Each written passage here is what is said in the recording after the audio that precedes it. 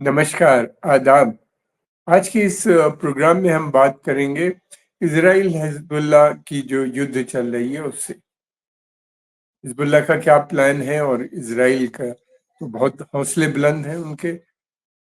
Israel के प्रधानमंत्री Benjamin Netanyahu ने तो कहा है कि वो नया मिडल ईस्ट प्लान की बात की है और उन्हीं ने कहा है, एड्रेस किया है ईरानियन जनता को, कहा है कि पर्शियन और इजरायली दोस्ती पुरानी है, इसको दोबारा से रिवाइव करेंगे हम और तुम लोग को आज़ाद कराएंगे इस हुकूमत से, जुल्म जबर जहाँ पे हो रहा है तुम लोग के ऊपर, यानी और फिर उसके बाद ये था, उन्हीं ने ये भी कहा कि नया ऑर्डर जल्दी ही बने आ जाएगा और जिसमें सारे दो तरफ है। और नया ऑर्डर में एक तरफ तो अरब्स को अब्राहम अकॉर्ड ज्वाइन करेंगे और दूसरी तरफ ईरान भी उनके साथ दोस्ती करेगा।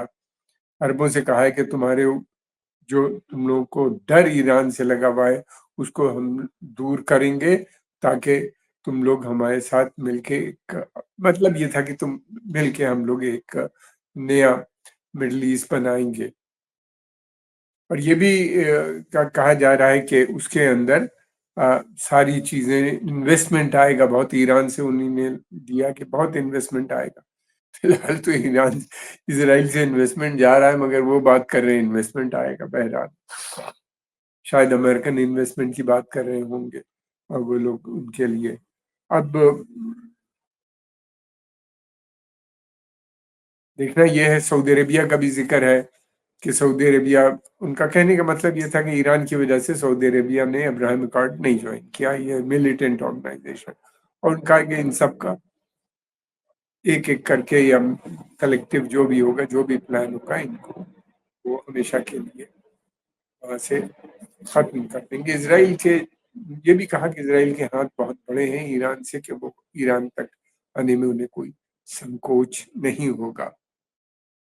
फिर ये भी वो बार बार कह रहे हैं सऊदी अरेबिया से कि आप इब्राहिम कार्ड की बात करते हैं। अब देखना ये है, क्या सऊदी अरेबिया की जो एक शर्त लगा दी है कि आप पहले फिलिस्तीन का गठन करो, इसराइल ने जितनी भी जमीन पर कब्जा किया उसको खाली करो, पैलेस्टाइन का गठन हो, इंडिपेंडेंट सॉवरेन पैलेस्टीनियन स्टेट, तो क्या वो इस बात पे अड़े रहेंगे? मुझे नहीं लगता कि आने वाले समय में सऊदी अरेबिया इस डिमांड को दे देगा। इस डिमांड के देने का मतलब ये है कि जो उनका इस्लामिक कंट्रीज में जो वर्चस्व बना हुआ है वो तो खत्म हो जाएगा।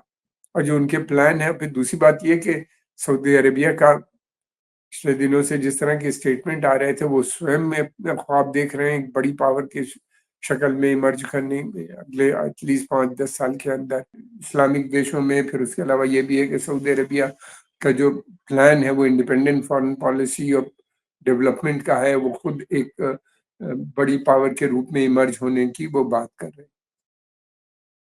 क्या वो इसराइल के इस प्लान को ज्वाइन करेंगे इसराइल को, ये आने वाला समय बताएगा।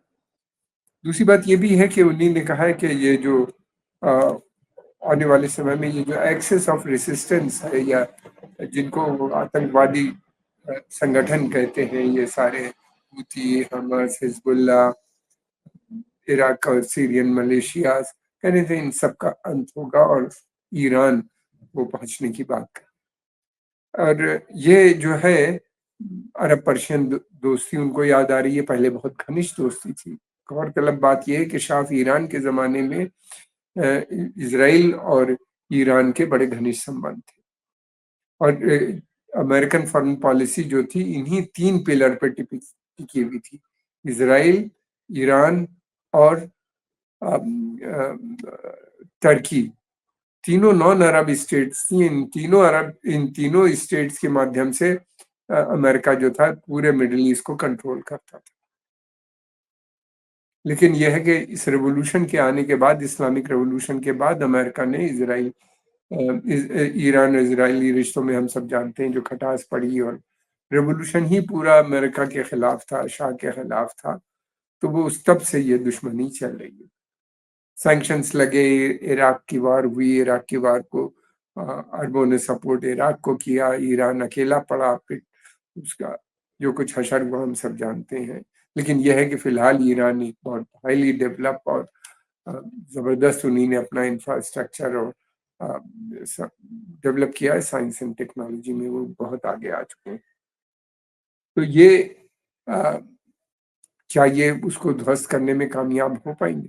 दूसरी बात ये भी है कि तैयारी तो पूरी है, अमेरिकन ट्रूप्स भी चारों तरफ डिप्लॉय हैं। अभी कल फिर अमेरिका ने कहा कि 3,000 फ़ौजी और भेजेंगे, यानी 43,000 इनके नंबर हो जाएँगे। F-16, F-15 और दूसरे फाइटर बॉम्बर्स और हर तरह के अ, वो वहाँ पे बॉम्बर्स और मिसाइल्स वहाँ पे पहले से पहुँचा दिए गए हैं। ईरान और लेबनान, सीरिया इन सब के चारों तरफ वो उनका जमावड़ा है। और युद्धपोत यानी कि एम्फीबियन बड़े शिप्स जिसके ऊपर ये जहाज लैंड करते हैं। और उनके साथ एक पूरा बेड़ा होता है, जो जहाजी बेड़ा कहना चाहिए, और भी बहुत से फाइ वो होते हैं जहाज जिसमें जिनके माध्यम से मिसाइल्स या ये सब चीजें दागी जाती, वो वहां पे चारों तरफ से है। दूसरी तरफ ये सही है कि एक तो नेतन्याहू का मानना ये है कि वो इस समय अपने को कंपेयर कर रहे हैं गोल्डा मेयर से 1967 की वार से, के बाद ऐसा पहली बार हुआ, और उनकी पॉपुलैरिटी इस वक्त बेपनाह बढ़ी हुई है पूरे इसराइल के अंदर। अगर इलेक्शन होगा तो वो फिर जीत जाए। और यह है कि उम, दूसरी तरफ ये भी है कि ये नहीं सोचना चाहिए हमास के या हिजबुल्लाह जो है, खासतौर से हिजबुल्लाह जो है उसके बहुत से जो वो थे लीडर्स मारे गए, इंक्लूडिंग सैयद हसन नसरुल्लाह जो कि उनके सेक्रेटरी जनरल थे, और फिर उसके अलावा और बहुत से कमांडरों को इन्हीं ने मार दिया।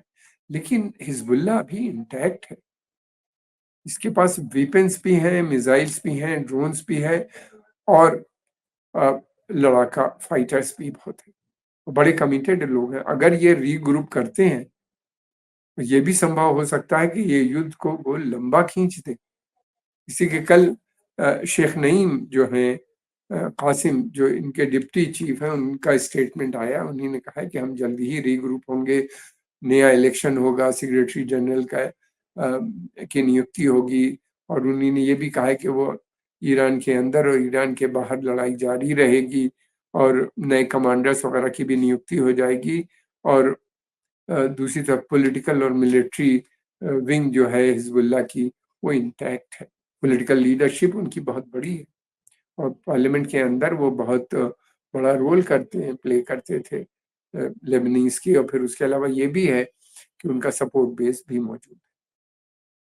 कितना इरोड हुआ ये तो समय बताएगा, लेकिन ये है कि अगर वो दोबारा से रीग्रुप होते हैं तो एक बड़ा समस्या इसराइल के लिए खड़ी हो सकती है। और ये भी जिस तरह के वेपन सिस्टम है, अभी तक तो ह हसन नसरुल्लाह रेसिस्ट कर रहे थे। उनको लगता था कि अगर एक मिलिट्री टारगेट या एक इनका इकोनॉमिक टारगेट एयरपोर्ट या या पोर्ट या पावर स्टेशन वगैरह पे अटैक करेंगे तो इज़राइल 10 जगह अटैक करेगा। अब उनकी एब्स उनकी गैर मौजूदगी में, उनके न रहने पे, और जो नए लड़के हैं वो यू नेवर नो कि वो फुल फ्लेजेड अटैक करना शुरू कर दें, और उन्हीं ने उससे बड़ी समस्या और खड़ी हो सकती है, और बहुत लंबी खिंच भी सकती है। म्यूचुअल से डिस्ट्रक्शन होगा, इज़राइल के पास भी है, इनके पास भी है। अब ये देखना है कि क्या वो रीग्रुप होने में मदद कामयाब होते हैं। किसी की जो रिपोर्ट्स आ रही हैं उनसे लगता है कि फ्रस्ट्रेशन ज़रूर है, मगर लड़ने के लिए काफ़ी बड़ी संख्या में हिज़्बुल्लाह के फाइटर्स जो हैं वो तैयार भी नज़र आते हैं।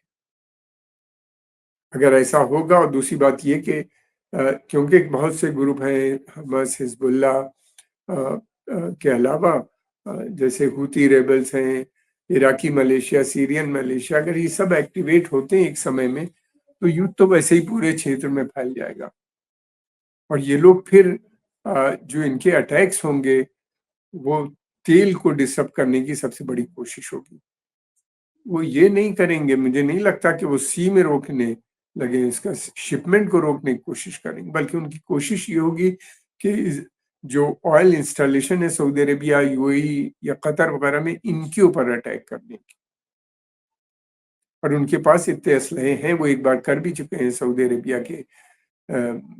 के ऑयल इंस्टॉलेशन पे और यूएई के, दोनों के ऑयल इंस्टॉलेशन पे। वो उनकी मैसेजिंग थी, उन्होंने एक बार मैसेज दिया था। अरबों का जहां तक सवाल है, उनके पास कोई मिलिट्री कैपेबिलिटी सिर्फ इजिप्ट में है, हमने पहले भी बताया।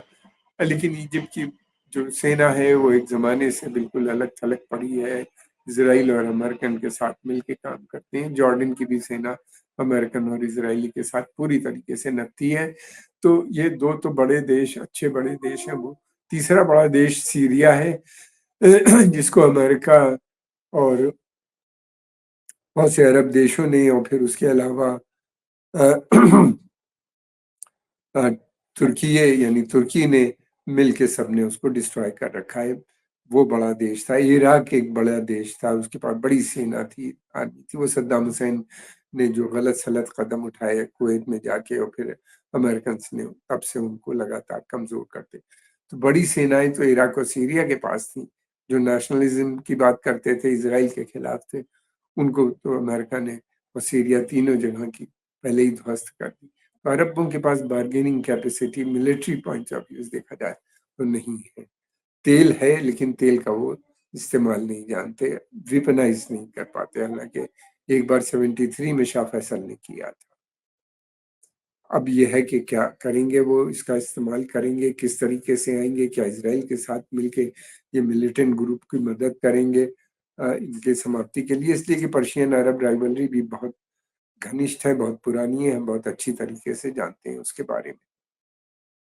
और ये भी है कि ये जो है किस हद तक जाएगी, ये समय बताएगा। इसलिए कि ये राइवलरी अगर समय फैलती है और युद्ध फैल जाता है पूरे रीजन में, तो सबसे बड़ा नुकसान सऊदी अरेबिया को, बहुत बड़ा नुकसान। सऊदी अरेबिया पे अमेरिका का भी बहुत जबरदस्त प्रेशर है, साथ में इसराइल का भी है। सऊदी अरेबिया को नए जो सिक्योरिटी एग्रीमेंट के ऊपर अमेरिकन प्रेशर डाल रहे हैं कि वो अपना नया सिक्योरिटी एग्रीमेंट साइन करें। अगर वो साइन करते हैं तो फिर तो सऊदी अरेबिया के पास कोई खास पावर बचेगी नहीं, उनको वही करना पड़ेगा जो अमेरिकन उनसे कहेंगे। लेकिन ये है कि वहाँ के जो क्राउन प्रिंस मोहम्मद बिन सलमान है, वो अभी भी रेसिस्ट कर रहे हैं, वो राजी नहीं है। और उनकी पॉलिसी में वो कह रहे हैं कि कोई बदलाव आने वाले समय में नहीं आएगा। लेकिन दूसरी तरफ ये भी है कि सऊदी अरेबिया इतना ज्यादा निर्भर है हर काम के लिए अमेरिका के ऊपर, कि वो क्या लड़ पाएगा उनसे। इसी उनके सारे सिस्टम्स जो हैं, चाहे सिविल एविएशन का हो, आर्मी का हो, या जितने भी हैं, वो सब अमेरिका पर निर्भर करते हैं। सपोर्ट भी उनको वहीं से मिलती है, डिफेंस भी उनके वहीं से है। तो इसमें देखना यह है कि क्या होगा। हालात बुरे हैं, आने वाला समय बताएगा किस तरह से ये युद्ध होता है। और ये सोच लेना कि हिजबुल्लाह खत्म हो गई, मुझे नहीं लगता फिलहाल। हम आपके आभारी हैं, आपने समय निकाल के इसको देखा। अगर आपको पसंद आए तो इसको लाइक कीजिए, सब्सक्राइब कीजिए और आगे प्रमोट भी कीजिए। व्यूवरशिप कम है, आप लोग सब्सक्राइब करें और आगे भेजें तो हमें बड़ी मदद मिलेगी। धन्यवाद।